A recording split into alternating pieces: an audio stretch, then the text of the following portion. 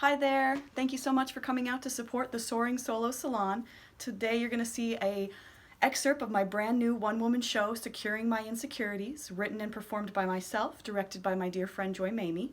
A little background here, I started writing this show back in 2019 and it started F you 2019 and now it's 2021.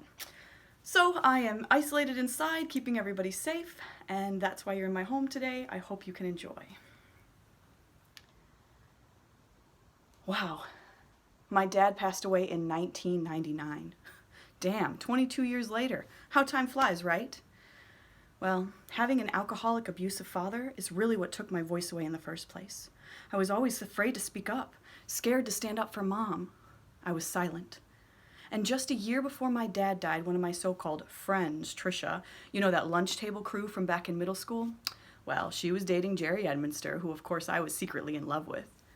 Yeah, so Mario Kart from Nintendo 64, Mandy, is by far my favorite game, and I'll kick anybody's ass. Oh yeah, right, Jerry. I've been playing that for 2 years now, and I bet I could take you. Oh yeah? Well, maybe we'll have to put that to the test. Oh, Jer, you're so funny. Leave him be, Mandy. He's my man. You know you're just not pretty enough to get a boyfriend.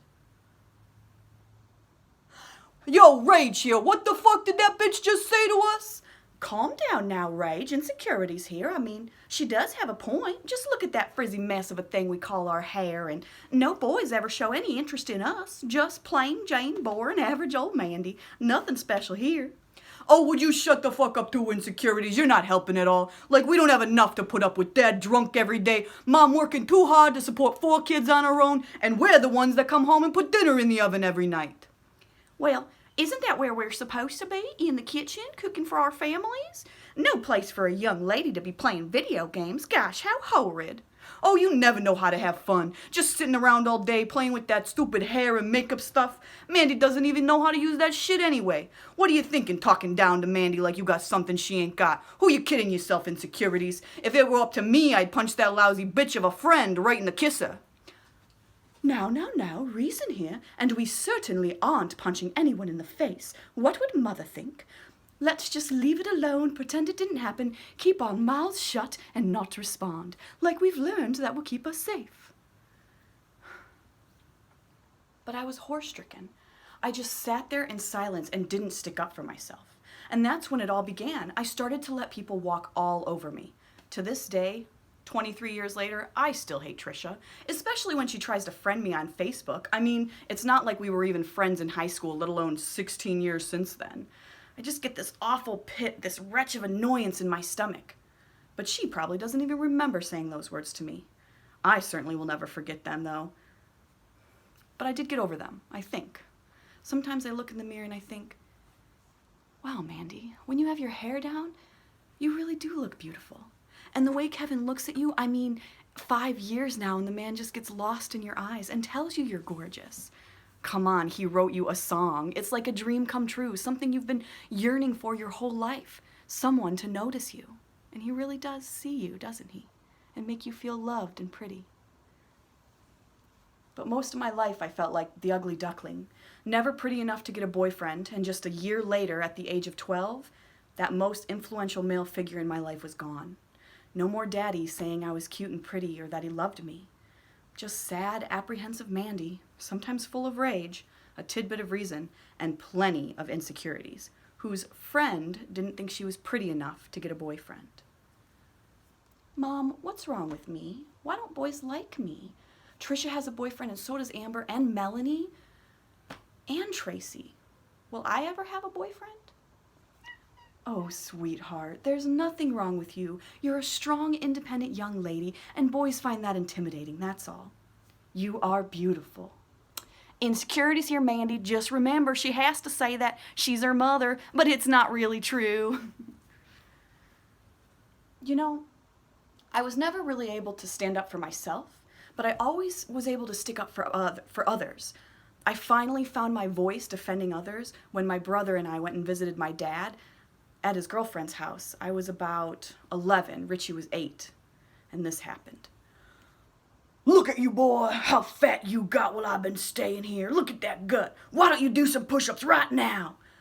Dad, you can't talk to him like that. He's just a kid.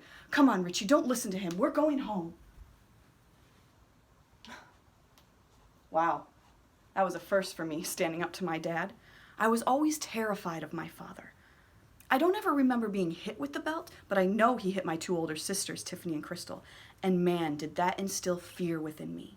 I learned at a young age to keep my mouth shut and do what I was told, the moment I was told to do it. No waiting for later. Get that shit done or get your ass hit with the belt. And you better do it damn near perfect, because that's what he expected, perfection. I was at his girlfriend's house watching a movie with her boys one time, and my dad turns to me and says, "Mandy, I need you to move that pile of books from the hallway to my bedroom right now." "Okay, Dad, no problem." "Hey, Mandy, what are you doing? We're right in the middle of this movie. Can't you wait till it's over?" Not when it comes to my dad. But I don't necessarily blame my father. I mean, he was only a product of his own circumstances, and how could he have turned out well with a alcoholic, abusive father and a morbidly obese mother? I mean, my dad was about 8 years old when this happened. "Richard, get your lazy, good-for-nothing ass up, why don't you, and go to the store and get your mama some milk." "Okay, Mama, I love you. I know it's hard for you to walk that far. I'll be right back."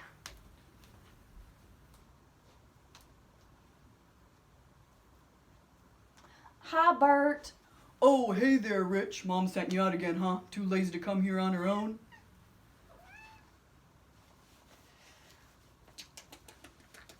"This is a stick-up. Don't try anything funny. Your money or your life." But Bert reached for something and boom, boom. "Mama, some robber killed Bert." My father saw someone killed for the first time at the age of 8. My father saw someone killed and shot for the first time at the age of 8.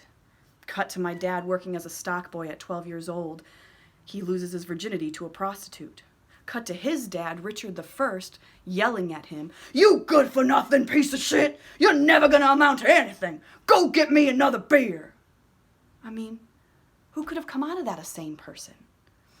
My dad was born in 1956 and lived in Cleveland, Ohio, and his family was one of the only white families in the neighborhood. And his father was a terrible racist. I could never understand why such horrible things came out of their mouths about black people. Yet my dad would always say, "But I guess Black Mike's okay," the only black friend he ever had. It just didn't make any sense to me. I'm just so grateful for my mother, who discredited any racist thing my father would say. Children, don't listen to your dad. He doesn't know what he's talking about. Just ignore him. Richard, please, not in front of the kids. Otherwise, I might have turned out very differently. Well, like most people I went to school with.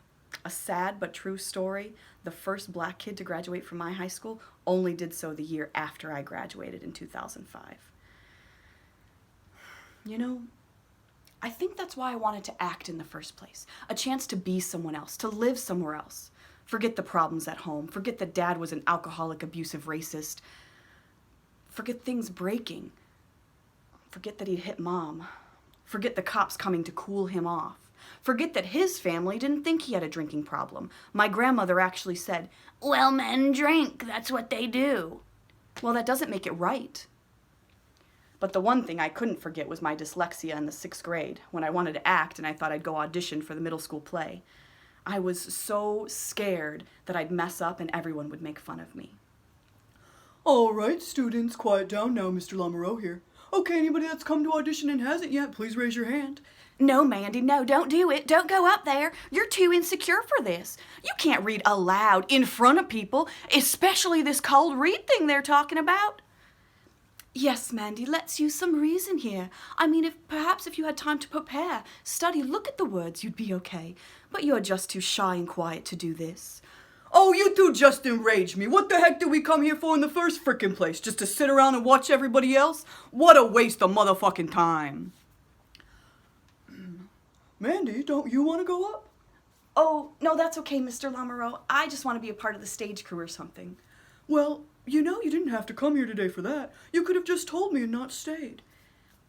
That's okay. I wanted to see what auditions were like. It was fun to watch anyway. Thank you. But Mr. Lamoureux could see through me. He could see that I really wanted to be on that stage acting. And he did the nicest thing he could for me and a couple other students. He wrote us our own little mini play, and he let us act it out in front of the curtain before the main show. I was so excited. I can't tell you what it was about or what I said anymore, but I remember playing a British secretary, and I got so many compliments after the show on my accent. I was hooked. That's where I wanted to be, on that stage with those lights shining down, being somebody else, somebody funny, someone with a voice, somebody who didn't hurt so much inside. When I got off that stage, I felt like I was on cloud 9. For once, I didn't have to be shy Mandy with the alcoholic, abusive father. I could be an English lady.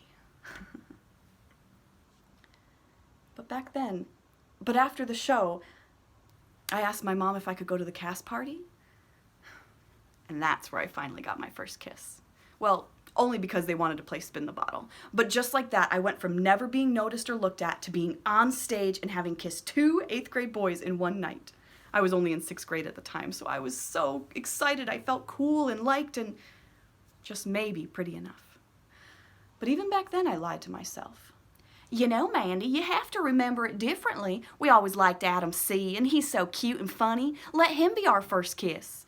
Oh, come on, Insecurities. You can't just choose that shit and make it up. We kissed Adam D first. You can't pretend, oh, I don't like him, so I'm gonna pretend the other guy was my first kiss.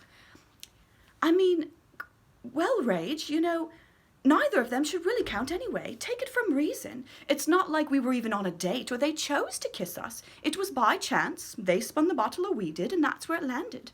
Not how a real first kiss should go down anyway. All right, that's the beginning of my show. Come out and see the rest someday soon. Thank you so much. Don't mind my cats.